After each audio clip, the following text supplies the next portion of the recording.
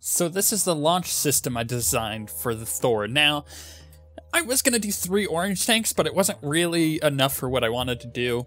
So let's just look at it. We have a massive fairing. This, you know, is by no means the definitive edition of this launch system. In the future, we'll have something a bit more elegant. But this is just to do the testing for the moon phase of the Thor. So we've got this giant fairing, and inside the giant fairing, you can see the Thor is in fact in there.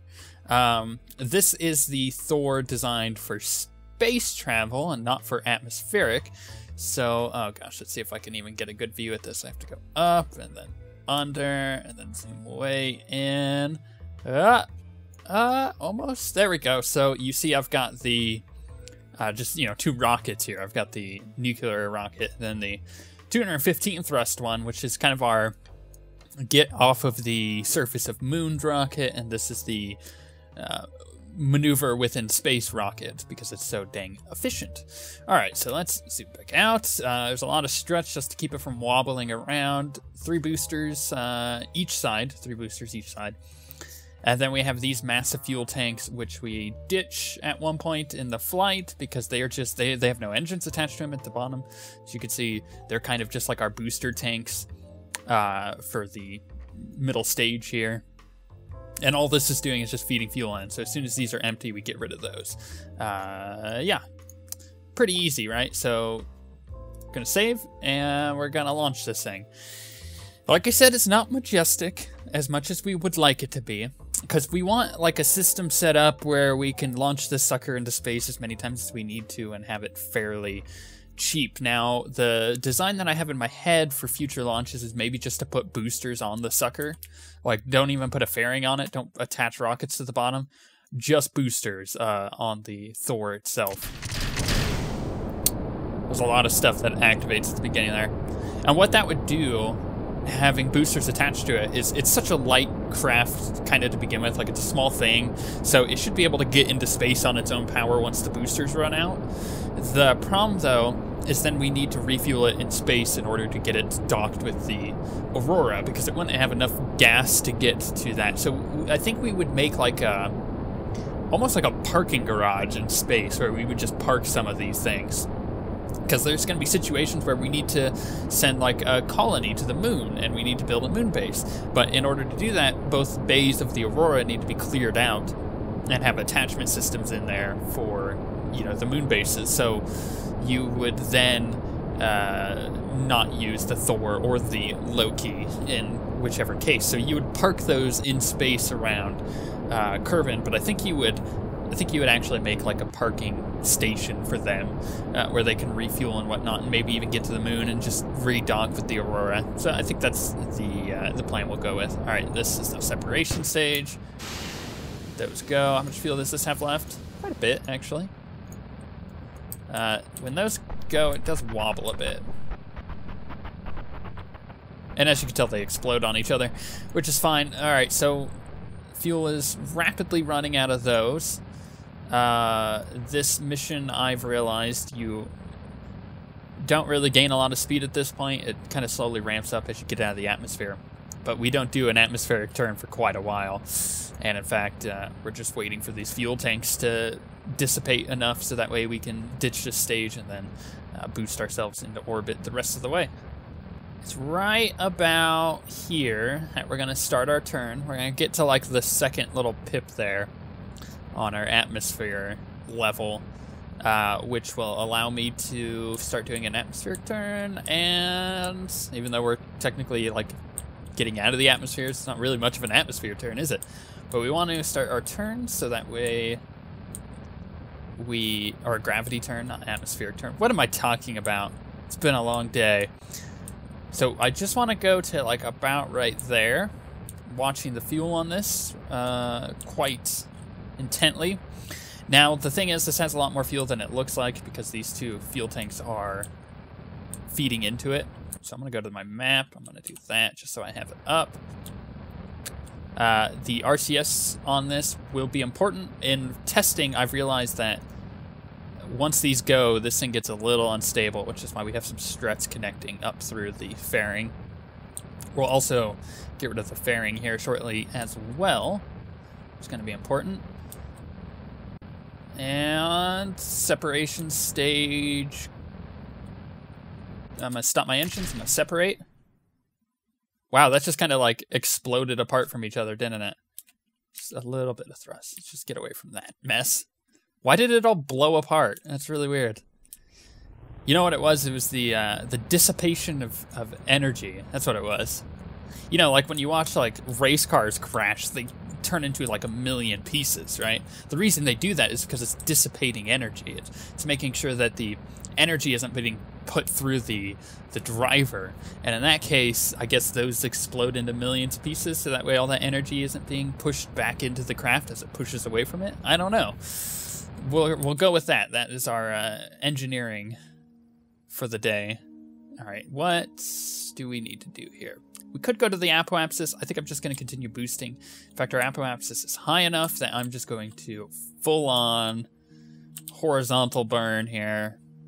And we are gaining a lot of speed now that we ditched those tanks. That's a lot of weight that was on there. So to ditch them is quite good. This stage should get us to the moon. I haven't tested this fully. I've just tested getting it into space, and it's worked. So getting to the moon will be a different matter entirely. Now, with that in mind, I think what we need to consider is the fact that maybe when we're on the moon, we're going to run out of fuel in the Thor, and that's fine as long as we can go refuel it. So I may have to make like some type of craft, like a probe craft with a lot of fuel, just go land next to it and refuel it, and that might be something that we need to do. But this is all part of the testing process to make sure that this is all going to work. Now, before I get that going all the way into orbit, I want to get rid of those. Unleash the Thor. Now those will fall back down to the planet, and I don't have to worry about them. Perfect. That's what I like to see. All right, so there's our orbit. It's a pretty good orbit, actually. Pretty stable. Which fuel do we have left in this stage? Might not get us to the moon, but that's fine. Oh, let's put our gear down. What do you even think you're doing, Thor? What do you even think you're doing? Who are these fine gentlemen who think that they can do things out of the wrong order here? I do want to check which IVA do I want to check. I probably want to check his. I want to make sure that the cameras are working real quick. Again, part of the testing. Camera, initialize. I don't even know which one that is, to be honest. Maybe, oh gosh, which, crap, I don't remember where the, aha, there it is. Oh, these, right, these are the external cameras. Oh, that's brilliant. I really like that. I really like that I can see that. Okay, let's set up another one. Camera, external. I actually don't know what camera this is. This might be the camera, our main docking camera. I think it is. That's the other side. Oh, that one's a really hard one to see. Can I turn my lights on from in here? Lights. Aha! All right, so that's in the engine. That's on the opposite side. That's the opposite camera of that one. Gonna be honest, don't know what that is. Don't know what I'm looking at. Don't know what I'm looking at. Definitely don't know what I'm looking at there. Okay. That's fine. I will go ahead and just turn this camera off, I think. Boom. And we'll leave that one on, because that's a pretty cool camera. All right. How do I want to do this? Where's the moon at? The moon is over here, so let me set up a maneuver. That right there is pretty good, and I just, like, randomly did it. I just randomly chose a spot, and it seemed to have worked. We only need to move 800 meters a second. That's not a lot. Let's make sure that this is not wobbling. Nope, okay, all the struts are still connected, which are keeping it under control. I like that. We'll get to our maneuver node, and from there, I like how the ladder's just up as well. I'll fix that in a second. I want to do the little speed up trick as I... Oh, of course, now it's rotating the other direction. Why it's doing that, I don't know. That's why we have RCS, right? Okay, and speed up now. All right, let's get to our maneuver node, which won't take us very long. All right, and there's our node, but we almost missed it. Whoops, I want to My engine started going. Gotta turn that sucker off. Boosting us in the wrong direction. It's got 30 seconds left on our countdown. Okay. Let's speed it up just a little bit. There we go. 8, 7, 6, 5, 4. Screw it. I'm going now. I think we'll have plenty of fuel to get us to the moon with this. Whether or not we'll be able to slow down and be able to orbit is another matter entirely. Ooh, yeah, it's going to be a close one. About halfway through that. We're about halfway through the amount of fuel we had left.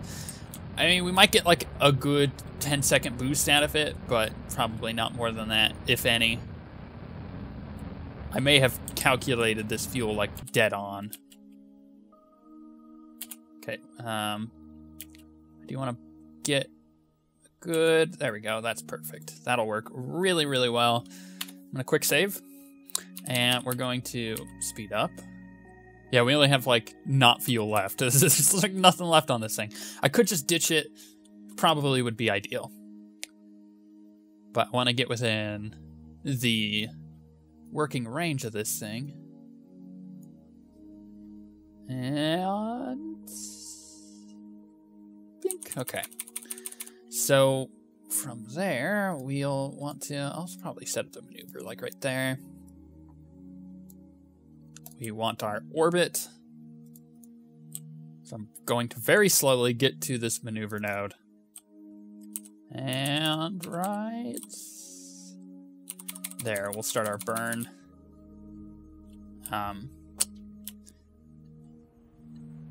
This is a bit of a guesstimation here, and oh man, it literally got us into orbit around the moon, and then it ran out of fuel.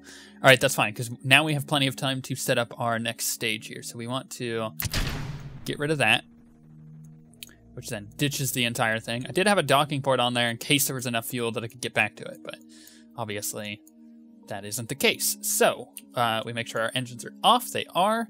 Now we want to activate everything, go through our pre-flight stuff that we do. Come on. There it goes. That was weird. These.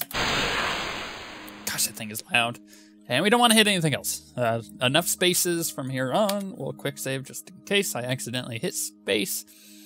All right, so 1, we'll shut those down. 3, we'll shut those down. 5, we'll shut all those down. And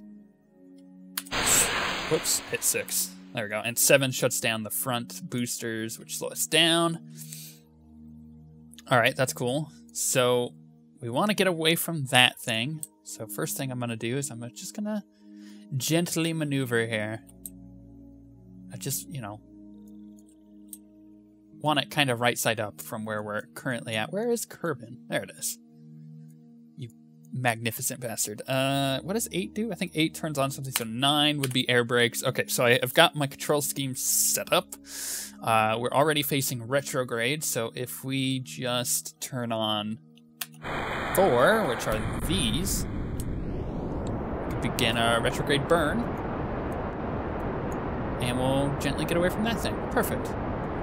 Now my goal here is to get kind of low orbit, right? Like we're thinking 50,000 is a pretty good number here. Ideally, maybe we want to do something like 20, but I don't want to run into any random mountain ranges, so let's do 30. I think 30 would probably be a really good altitude number here. And I want to land on the light side of the moon, so that way I can get as much data as possible on how this thing actually lands, right? That's a very important thing to keep in mind. So that is slowly going down. 150, 130, 20. Okay, we're almost there.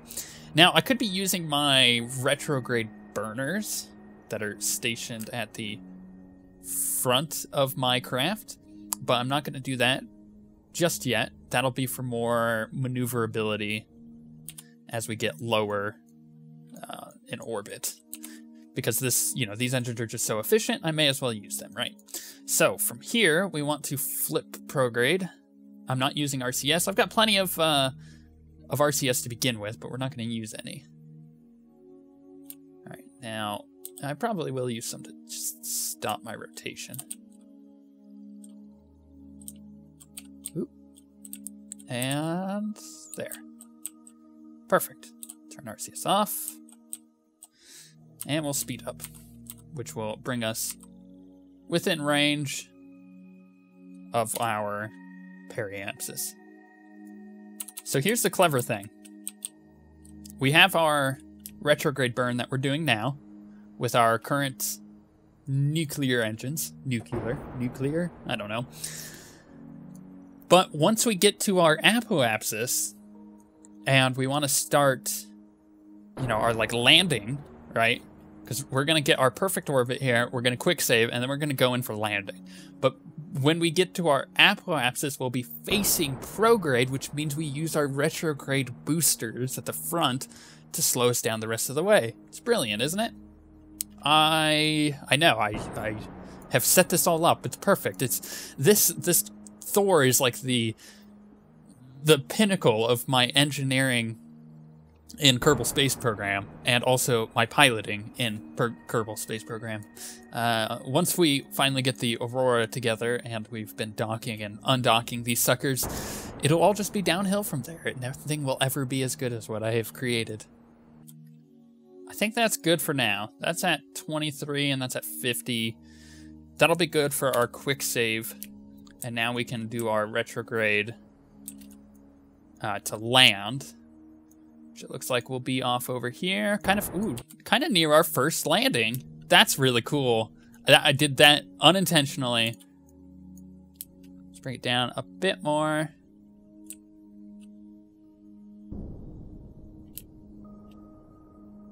Okay, I think that'll be good for now. So what we're gonna do here is we're gonna flip out of this view. And where's the moon? There's the moon. It's quite dark. What we want to do is we want to face the other way. What am I thinking?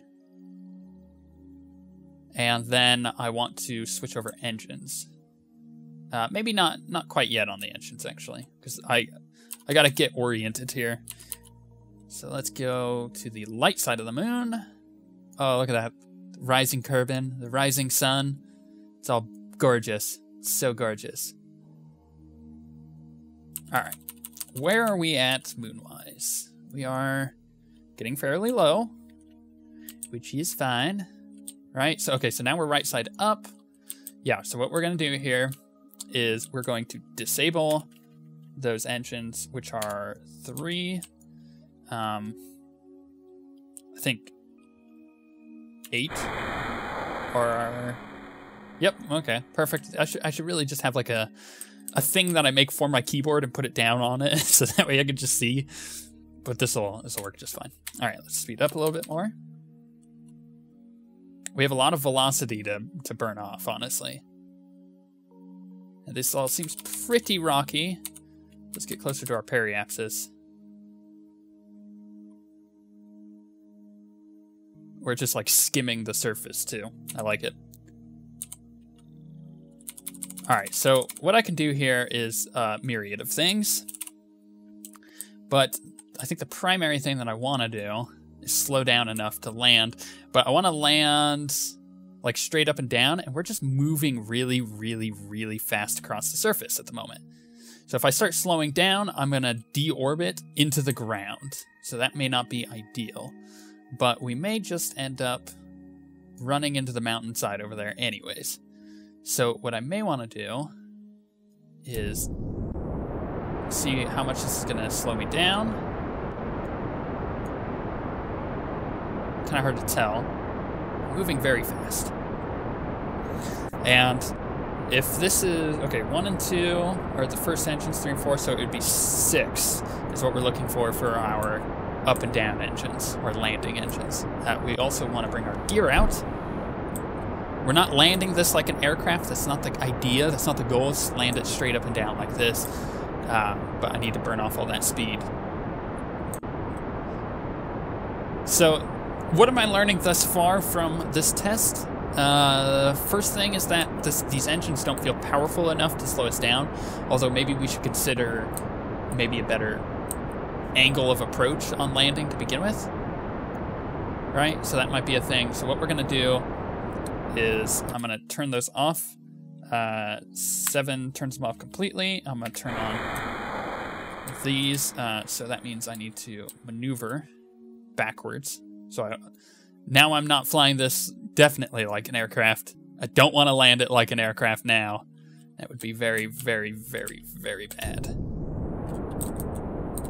Okay. Come on. Oh, geez. Oh, geez. This might be bad. This might be really, really, really bad. No!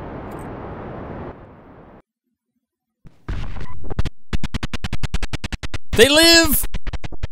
They live!